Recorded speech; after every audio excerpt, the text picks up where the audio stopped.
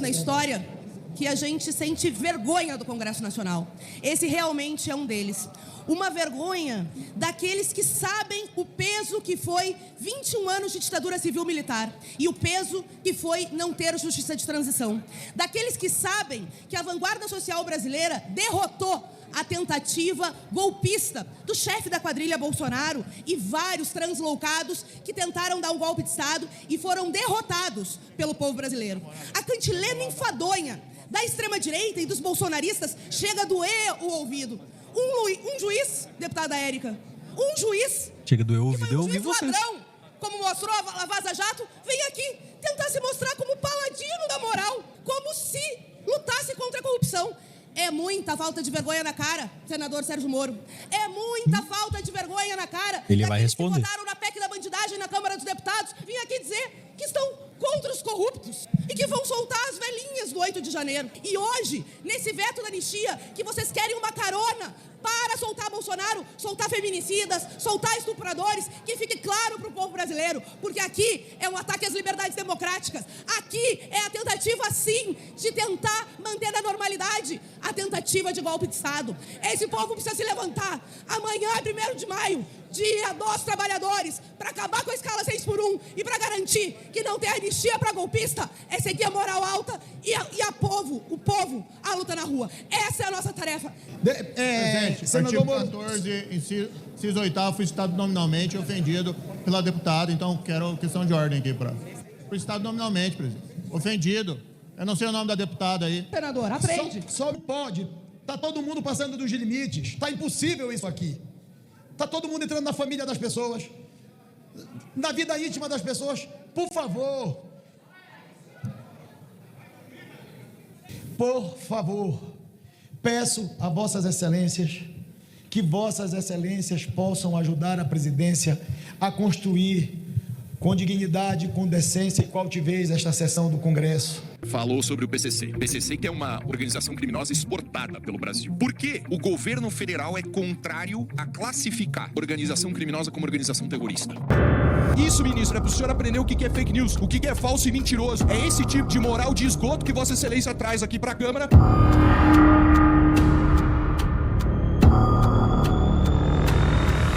É 1 minuto para Vossa Excelência.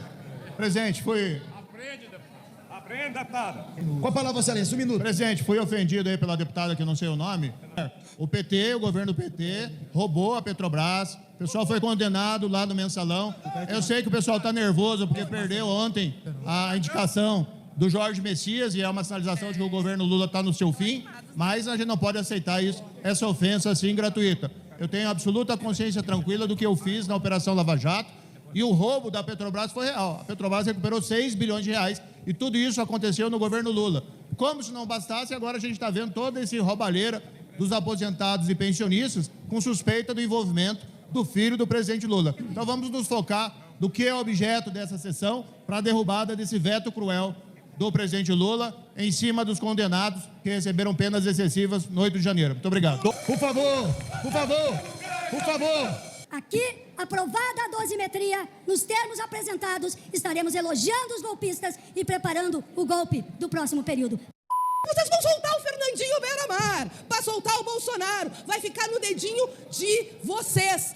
Essa votação em Globo, esdrúxula, porque nunca existiu em nenhuma votação no Congresso Nacional, não sanará a tentativa de dar carona para outros criminosos. Porque golpistas também são criminosos, criminosos perigosíssimos, criminosos contra as liberdades democráticas, criminosos contra a Constituição que juraram defender, são criminosos sim. Muitos dizem, um golpe que não aconteceu. Claro que não aconteceu. Se tivesse acontecido, possivelmente o Congresso Nacional estava fechado. Se tivesse acontecido, possivelmente a esquerda socialista podia estar perseguida, e não só a esquerda socialista, todos os defensores das liberdades democráticas. Mas essa turma da direita é tão, enfim, não vou dizer infeliz, porque é muito mais do que infeliz, que esquecem até a história. Lembrei do escritório do crime, que tinha relação no mandato do Flávio Bolsonaro, vou lembrar das rachadinhas, vou lembrar das relações com as milícias, vou lembrar das relações com o Vorcaro, que deu carona pro Nicolas para fazer a campanha de 2022, e vocês estão fazendo um acordo para beneficiar corruptos do Banco Basta e salvar o Bolsonaro, salvar o chefe da quadrilha dos golpistas criminosos. Nós não vamos aceitar essas manobras, mas a gente sabe que a correlação de forças não é dentro do Congresso do Ministério. É 1 minuto que eu vou conceder a Vossa Excelência pelo regimento. Mas só 1 minuto, deixa eu fazer um informe antes e peço a atenção do plenário. Alguns colegas nossos congressistas estão muito preocupados com a situação do senador Magno Malta, que teve um mal súbito e que está no hospital, e estão comentando pelas redes sociais que foi um infarto. A assessoria do senador Magno Malta diz aqui para mim que ele está sendo atendido no hospital, que não foi um infarto e que vai dar tudo certo pela sua pronta recuperação.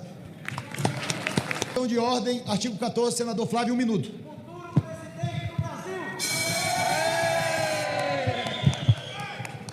Um minuto, já consumiu 10 segundos. 1 minuto lá, 1 minuto. É só para falar o seguinte, tudo que o Brasil não precisa é desse ódio que a gente viu aqui de cima da tribuna agora. Eu quero falar que, se for a vontade de Deus, eu vou governar esse país para todo mundo, inclusive para quem me xinga daquela tribuna com um monte de mentiras e calúnias. Mais amor, por favor, gente. Vocês vão para aquela tribuna e cometem crimes. Eu nunca fui condenado a nada, nunca teve processo criminal iniciado contra mim, diferente do chefe delas, o Lula. Esse sim, condenado em várias instâncias por roubar o Brasil, por roubar nossas estatais e principalmente por roubar a esperança do povo brasileiro. Ninguém mais vai cair nessa ladainha e nessas falsas promessas, nessas mentiras de Lula. O povo hoje sofre, passando fome, e a gente vai cuidar de quem precisa de verdade. Povo brasileiro, vou abraçar e vou cuidar de vocês, independente da sua preferência política. Um abraço a todos e vamos derrubar o veto ao projeto da dosimetria. Peço atenção do plenário. Peço atenção do plenário. Para continuar a lista de oradores inscritos, por gentileza. Peço atenção do plenário. Flávio, presidente. Por favor, deputado Marcel Van Hatten. Vossa Excelência veio aqui e deu a decisão mais correta legal e constitucionalmente de separar os crimes hediondos de acordo com a aprovação do Lei Antifacção, e o PT, para prejudicar quem está sendo injustiçado, por exemplo, do 8 de janeiro, nesses processos abusivos, está disposto, o PT, o PSOL, os outros partidos, a fazer uma questão de ordem para desfazer a decisão de Vossa Excelência, para que o veto a ser apreciado inclua os dispositivos que vão diminuir a pena para feminicidas, que vai diminuir a pena para estuprador, para criminoso hediondo. O PT, para continuar na sua narrativa, os apoiadores do Lula, deputado Paulinho, só para continuar na narrativa falsa, mentirosa, de que alguém aqui está querendo beneficiar criminoso hediondo, fez uma questão de ordem para desfazer a decisão corretíssima de Vossa Excelência, presidente Davi Alcolumbre, de prejudicar a parte que foi aprovada na lei antifacção e só votar a parte da dosimetria. Eu vou repetir. Se a questão de ordem da esquerda for admitida por Vossa Excelência e derrubarmos o veto da dosimetria, os criminosos hediondos serão beneficiados pela esquerda. Estuprador, aliás, sempre são aqui, né? Quando a gente propõe aumento de pena para estuprador, o PT vai contra. A gente propõe que o pedófilo tenha castração química, o PT vai contra. A gente propõe progressão de regime maior, ou seja, dificultar, ficar mais tempo preso. Quem mata a mulher, o PT diz que só pode ser quando é reincidente, só pela segunda vez.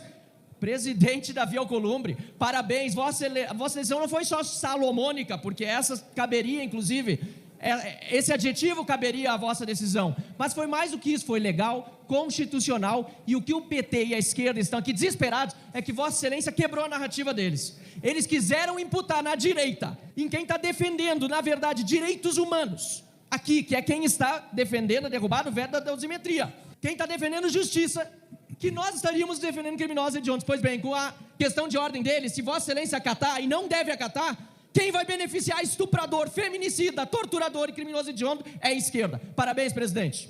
Antes de eu passar... A decisão de ignorar os vetos anteriores a esse veto foi tomada a partir, sei lá de quê, da cabeça de Vossa Excelência, ignorando um dispositivo regimental. E queria aproveitar, preciso fazer uma consideração. Eu sou do Rio de Janeiro, e o Rio de Janeiro tem metade do seu território da região metropolitana dominada por milícias. Metade. As milícias extorquem comerciantes, aterrorizam população, vendem drogas, aliadas a facções de drogas. E a gente tem aqui um candidato, pré-candidato a presidente do Brasil, do meu estado, berço do bolsonarismo, mas também berço de muita resistência, que quando foi deputado estadual, homenageou Adriano da Nóbrega, chefe do escritório do crime, deixou em seu gabinete por anos, a mulher dele, a mãe dele, miliciano, matador, torturador. Mas mais do que isso, ele defendeu explicitamente, enquanto deputado, as milícias. Ele, quando a Patrícia Scioli, juíza, foi assassinada por milicianos, olha o que ele tuitou, é só ir lá, está no Twitter dele até hoje, que Deus tem essa juíza.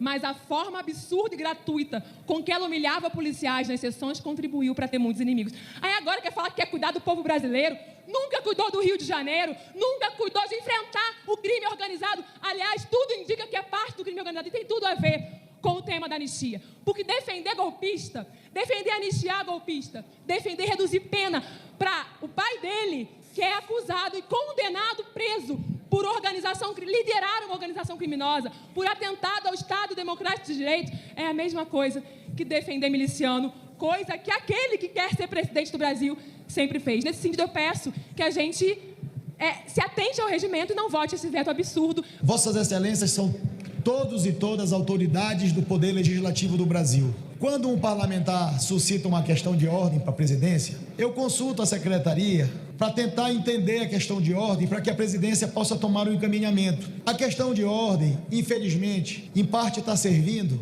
para fazer pronunciamentos e discursos. Então, se for questão de ordem, eu peço por gentileza a Vossas Excelências que Vossas Excelências suscitem a questão de ordem dentro das regras. Acaba que eu vou, novamente, vai dar, daqui a pouco outro vai falar do outro. Por favor, conceda a palavra 1 minuto para o senador Flávio. Eu falei o nome do quem toma até o marido da colega vai respeitar regimento. A carapuça serviu, senador? Eles agora querem censurar a palavra do parlamentar no plenário. Então, Quem toma até o marido da colega vai respeitar regimento. Não, pera lá.